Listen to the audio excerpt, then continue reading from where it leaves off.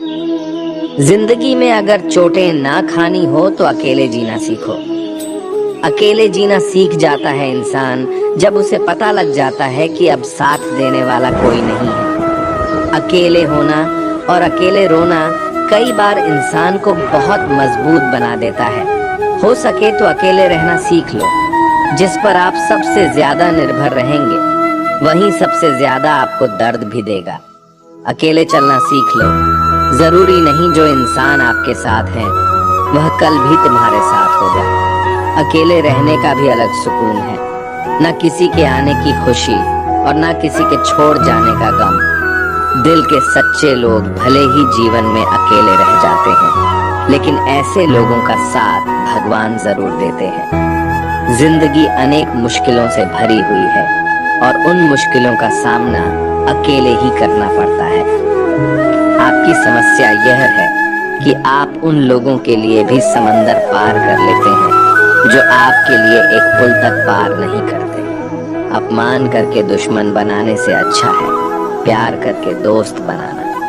पतझड़ हुए बिना पेड़ पर नए पत्ते नहीं आते। ठीक उसी तरह कठिनाई और संघर्ष के बिना इंसान के अच्छे दिन भी नहीं आते। आपकी राय बहुत जरूरी है, नहीं तो आप खामोश रहेंगे और लोग अपनी मनमानी करते रहेंगे। मूर्ख इंसान अपना तो नुकसान करता ही है, लेकिन जो उसकी मदद करता है उसका भी नुकसान करता है। कहते हैं कि धर्म पैसों से बढ़कर होता है, लेकिन मंदिर में जल्दी दर्शन करने के लिए अधिक पैसे देने पड़ते हैं। क्या आपने कभी सोचा है कि बदले जमाने के साथ लोगों का रहन सहन तो बदल ही रहा है, साथ ही जीने का तरीका भी बदल रहा है। आज कई लोग ऐसे हैं जो या तो किसी मजबूरी में नौकरी इत्यादि के कारण अकेले रहते हैं, तो कुछ लोग ऐसे भी हैं जो बिना किसी मजबूरी के अपनी मर्जी से अकेले रहना पसंद करते हैं। अपने काम को सच्ची लगन से अकेले ही करते रहते हैं। जो लोग अपनी मर्जी से अकेले रहते हैं उनमें तो बहुत कुछ बुनियादी गुण होते हैं। ऐसे लोग जीवन में जल्दी ही बहुत कुछ हासिल कर लेते हैं। और दूसरी ओर ऐसे भी लोग होते हैं जो एक पल के लिए भी अकेले नहीं रह सकते हैं। ऐसे लोगों का अकेला पड़ जाना जैसे अंधेरी काल कोठरी में जीवन भर के लिए किसी कैदी का पड़ जाना। फिर ऐसे लोग इस भाग दौड़ भरी जिंदगी में उलझ जाते हैं क्योंकि इनको अकेले रहना पसंद ही नहीं, खुद के लिए समय ही नहीं, खुद के कामों के लिए समय ही नहीं। फिर ऐसे लोग ये सोच के पछताते हैं कि काश इस भाग दौड़ भरी जिंदगी से दूर होकर खुद के लिए समय निकाल लिया होता तो आज ऐसे दिन नहीं आते। पर अकेले रहना हर किसी के लिए वाकई आसान काम नहीं है। और अकेले रहने का ये मतलब भी नहीं है कि हम अपने घर वालों, परिवार, रिश्तों, नातों, मित्रों से दूर रहे। अकेले रहने की भी एक कला होती है जो आगे हम इस कहानी के माध्यम से समझने की कोशिश करेंगे। हम कैसे एकांत में रहकर अपने काम को, अपने सम्मान को, अपनी प्रतिष्ठा को, अपने उज्जवल भविष्य को कैसे आगे बढ़ा सकते हैं। हम अकेले रहने के उन 7 अमूल्य गुणों के बारे में भी जान लेंगे। तो आप अंत तक इस वीडियो को जरूर देखें। एक व्यक्ति एक गुरुवर के पास आया और बोला, गुरुदेव, मेरे दुख का कारण क्या है? वे गुरुवर बहुत ही बड़े आत्मज्ञानी थे। गुरुवर ने कहा, अपने आप को चीजों से चिपका लेना, चीजों को पकड़ लेना और उन चीजों के प्रति आसक्त होकर उनके पीछे भागना ही तुम्हारे दुख का कारण है। उस व्यक्ति ने गुरुवर का धन्यवाद अदा किया और कहा कि गुरुदेव, आपने तो मेरी समस्या का समाधान कर दिया है। उस व्यक्ति ने कहा कि मैं इतने दिनों से अपनी समस्या का समाधान चाहता था, आपका धन्यवाद गुरुदेव। यह कहकर वह व्यक्ति वहां से जाने लगा। गुरुवर ने कहा कि पूरी बात तो सुन लो। उस व्यक्ति ने कहा, नहीं गुरुदेव, आपका इशारा मिल गया है, बस वही काफी है। और समझदार को इशारा ही काफी होता है। 1 महीने बाद वह व्यक्ति फिर से गुरुवर के पास आया। इस बार उस व्यक्ति का हाल बहुत बुरा था। वह बहुत दुखी था और सीधे गुरु के चरणों में गिर गया और कहा, गुरुदेव, आपने जो कहा था मैंने वैसे ही किया। पर मुझे सुख नहीं मिला, मुझे तो और दुख मिल रहा है। गुरुवर ने उस व्यक्ति से पूछा, तुमने ऐसा क्या किया? उस व्यक्ति ने कहा, मुझे अपने परिवार वालों से, मित्र रिश्तेदारों से दुख मिल रहा था, तो मैंने उन्हें छोड़ दिया और छोड़कर चला गया। 2-4 दिन तक तो मुझे बहुत अच्छा लग रहा था, परंतु धीरे धीरे मुझे उनकी याद आने लगी। अपने माता पिता, अपनी पत्नी, अपने बच्चे याद आने लगे, रिश्ते, रिश्तेदार, यहाँ तक कि अपने शत्रु भी मुझे याद आने लगे। इतना दुख तो मैंने उनके पास रहकर भी नहीं जाना था, जितना कि उनसे दूर होकर दुखी हो गया हूँ। इसलिए आज मैं घर वापस जाने के लिए निकला था और आपके पास आ पहुंचा। आपने मुझे इतनी गलत सलाह क्यों दी गुरुदेव?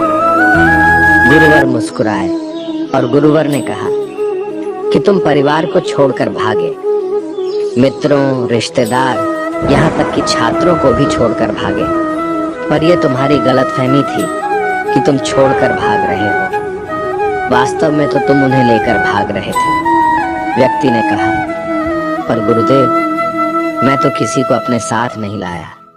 गुरुवर ने कहा कि जो चीजें हमें दुख देती हैं वह कहीं बाहर नहीं होती, यहाँ तक कि जो हमें सुख देती है वह भी बाहर नहीं होती। ये सब परिवार वाले, रिश्तेदार, मित्र, शत्रु यहाँ कहाँ बसते हैं? ये सब हमारे मन में बसते हैं। और जब तुम भागे तो तुम अपने मन को साथ लेकर भागे, और तुम्हारे मन में यह सब तुम्हारे साथ भागे, तो तुम इनसे दूर कहीं नहीं गए। जब जो चीजें मन में बसी हो और वह आसपास हो, तो वह जो दुख देती है वह हमें बहुत लगता है, पर वह बहुत कम होता है। और जब हम और चीजों से दूर हो जाते हैं, यानी छोड़कर भाग जाते हैं, तब मन उन चीजों को पाने के लिए फिर से प्रयास करने लगता है, और तभी हर चीजें बहुत ज्यादा दुख देती हैं, जैसे तुम्हें हो रहा है। व्यक्ति ने कहा, तो गुरुदेव, मैं क्या करूं? चीजों के साथ रहूं तो दुख, चीजों को छोड़कर जाऊं तो दुख। क्या मैंने सिर्फ दुख उठाने के लिए ही जन्म लिया है? गुरुवर जोर से हंसने लगे और कहने लगे, ये बात बिल्कुल सत्य है। यहाँ सब सिर्फ दुख उठाने के लिए ही जन्म लेते हैं, पर यह भी सत्य है कि इन दोनों के पार सुख है, और उन सुखों के पार दुख है, फिर सुख और फिर दुख। जिन चीजों में हमें सुख नजर आता है वो हमें दुख देती है, और जिनमें दुख नजर आता है वही सुख का कारण बन जाती है। उस व्यक्ति ने कहा, गुरुदेव, क्या इन सुख दुख के माया जाल से बाहर निकलने का कोई रास्ता नहीं है? गुरुवर ने कहा, रास्ता तो है। अगर तुम इसी दुनिया में रहना चाहते हो, इन सब के साथ रहना चाहते हो, तो तुम्हें एक काम करना होगा। तुम ऐसे ही रहो जैसे कि तुम इस दुनिया में अकेले हो। सबके साथ रहो पर अकेले रहो। उस व्यक्ति ने कहा, पर गुरुदेव, ऐसा कैसे हो सकता है? गुरुवर उस व्यक्ति को एक जगह पर ले गए जहाँ एक मेला लगा था और वहाँ बहुत भीड़ थी। गुरुवर ने कहा, देखो, अपने आसपास यहाँ किसी को जानते हो क्या? वह व्यक्ति ने कहा, नहीं गुरुदेव, यहाँ तो कोई भी मेरी जान पहचान वाला नहीं है। गुरुवर ने कहा, क्या तुम यहाँ अकेले हो? व्यक्ति बोला, हाँ गुरुदेव, बिल्कुल अकेला हूँ। गुरुवर ने कहा, नहीं, तुम्हारे मन में कुछ चल रहा है, तुम अकेले नहीं हो। फिर उस व्यक्ति ने कहा, हाँ, मैं जल्द से जल्द अपने घर जाना चाहता हूँ, अपनी पत्नी से, अपने बच्चों से, अपने माता पिता से मिलना चाहता हूँ, और अपने मित्रों से मिलना चाहता हूँ। वही मेरे मन में चल रहा है। गुरुवर ने कहा, अब यह सब भूलकर आंखें बंद कर लो और अपना पूरा ध्यान यहाँ होने वाली आवाजों पर लगा दो। व्यक्ति ने ऐसा ही किया, और जैसे ही उसने अपनी आंखें बंद की और सारा ध्यान वहाँ हो रही आवाजों पर लगा दिया, उसे एक अकेलापन, एकांत महसूस हुआ। उसे लगा कि वह इतनी बड़ी भीड़ में भी अकेला है। सभी आवाजों के ऊपर ध्यान लगाने के कारण किसी आवाज का कोई महत्व नहीं था, बस आवाजें थीं और वह था। उसने अपनी आंखें खोली और कहा, गुरुदेव, यहाँ तो मैं बिल्कुल अकेला हूँ, सब हैं पर कुछ नहीं है। गुरुवर ने कहा, बस इसी तरह अकेले होना है तुम्हें। रहो सबके साथ, पर भीतर से अकेले रहो। साथ में सब हो पर मन में कोई ना हो। जिसने इस तरह से अकेला रहना सीख लिया उसे कभी जीवन में दुख नहीं होता, उसे चीजें दुख नहीं देती, वह हर चीज में आनंद की प्राप्ति करता है। गुरुवर ने आगे कहा, महान सफलताएं अकेलेपन से ही शुरू होती है, अकेलापन ही हमें उनसे मिलाता है। अपने अकेलेपन को नकारात्मक मत समझना, बल्कि उसे एकांत समझकर खुद को जानने का प्रयास करो। जब तुम्हें एकांत पसंद आने लगे तब इसका मतलब यह होगा कि तुम्हारा वास्तविक वजूद तुमसे मिलना चाहता है। इसलिए अपने इसी एकांत प्रेम का सम्मान करो। गुरुवर बोले, मैं तुम्हें ऐसी 7 खूबियों के बारे में बताता हूँ जो अकेले रहने वाले लोगों में पाई जाती है और उन्हें दूसरों से अलग और बेहतर बनाती है। गुरुवर ने कहना शुरू किया, पहली खूबी जो एकांत में रहने वाले लोगों में पाई जाती है वो यह है कि ऐसे लोग दूसरों की तुलना में खुद के प्रति ज्यादा जागरूक होते हैं। वो खुद के स्वभाव और आचरण के बारे में ज्यादा गहराई से जानते हैं। ऐसा इसलिए होता है क्योंकि जब हम अकेले होते हैं तो हमें खुद के बारे में सोचने का काफी समय मिल जाता है, जिससे हम खुद के व्यवहार को अच्छे से समझ पाते हैं। एकांत में रहने वाले लोग खुद की कमजोरी और ताकत को भी अच्छे से जान पाते हैं, जिससे वो दूसरे लोगों की तुलना में किसी भी खराब परिस्थिति का सामना ज्यादा अच्छे से कर सकते हैं। गुरुवर ने कहा, अकेले रहने वाले लोगों की दूसरी खूबी यह है कि यह सकारात्मक सोच वाले लोग होते हैं। जब बहुत से लोग हमारे साथ होते हैं तो वहाँ एक दूसरे की तुलना, जलन, घमंड, लालच जैसे कुविचार अपने आप ही मन में आने लगते हैं और फिर इंसान इन विचारों के बस में आकर उल्टे सीधे काम करने लगता है।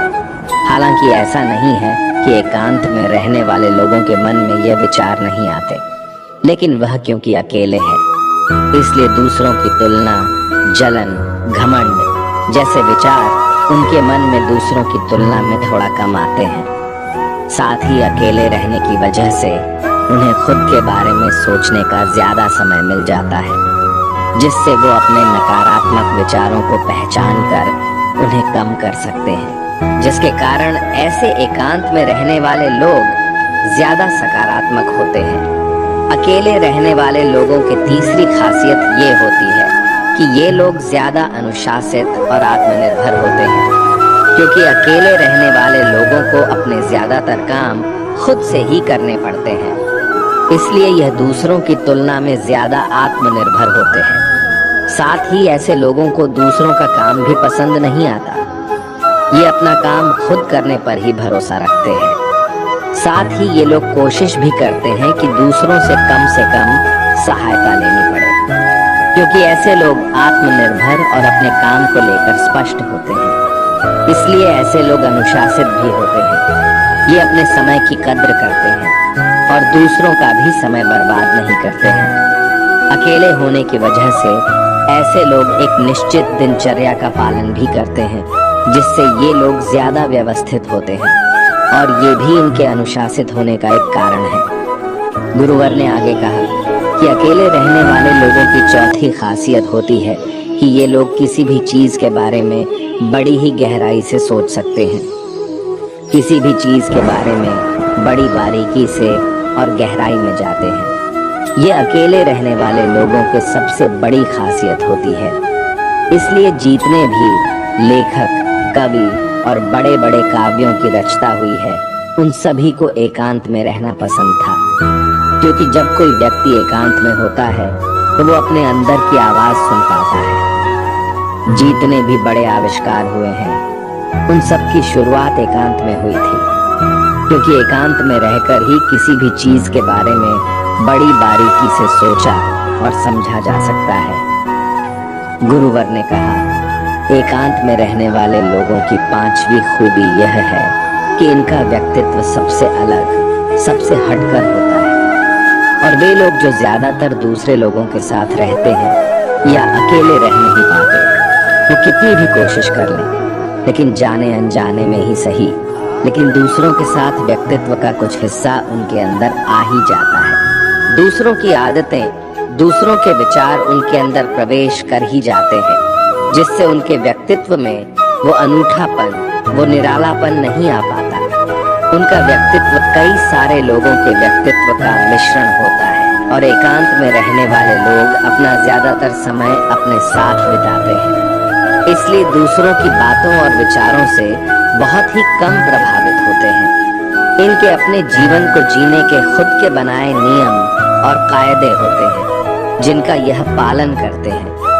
यह किसी से भी आसानी से प्रभावित नहीं होते, इसलिए ऐसे लोगों की शख्सियत सबसे हटकर और सबसे अलग होती है। इसलिए इनके व्यवहार में एक अलग ही निरालापन होता है, जो किसी दूसरे व्यक्ति को पसंद आ भी सकते हैं और नहीं भी। गुरुवर बोले, छठी खासियत जो एकांत में रहने वाले लोगों में पाई जाती है, अकेले रहने वाले लोगों के दूसरे के साथ रिश्ते गहरे और मजबूत होते हैं।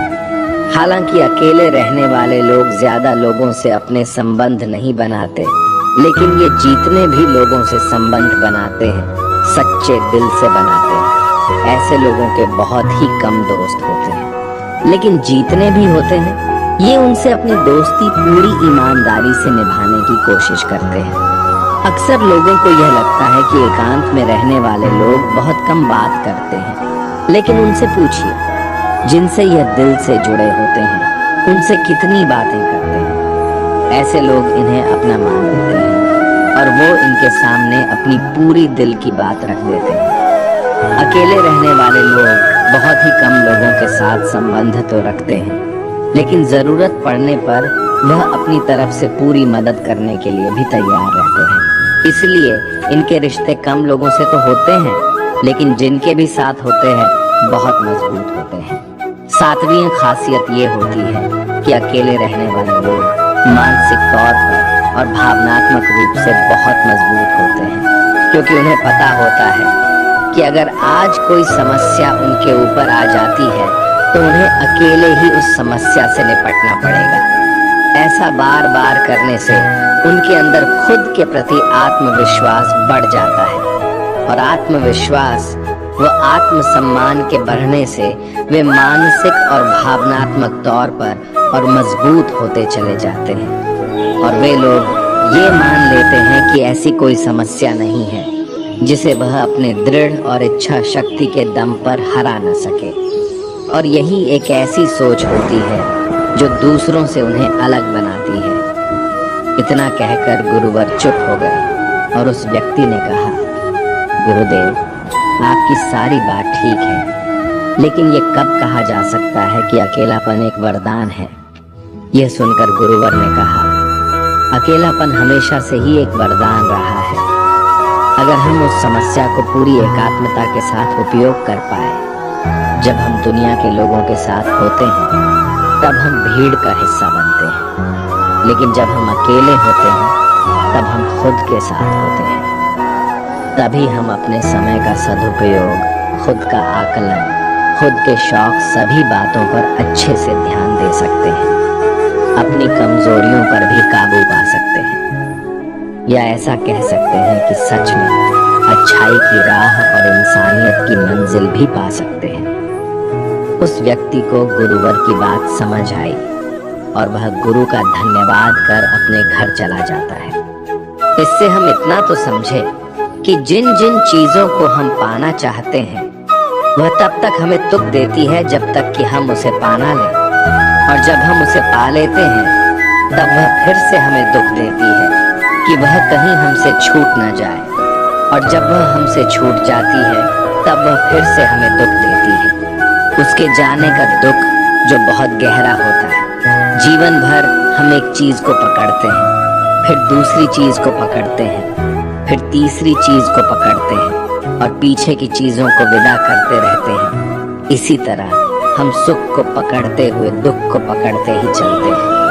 पर जिस व्यक्ति ने अकेला रहना सीख लिया तो वह परिवार में, समाज में सब कुछ करते हुए आनंद की प्राप्ति करते रहते हैं, सारे कार्यों को पूरा करते हुए सुख से जीता है और जीवन को आनंद से व्यतीत करता है। दोस्तों, इस वीडियो में बस इतना ही। आशा करते हैं कि आपको इससे बहुत कुछ सीखने को मिला होगा। मिलते हैं आपको अगली वीडियो में। तब तक के लिए अपना ख्याल रखिए।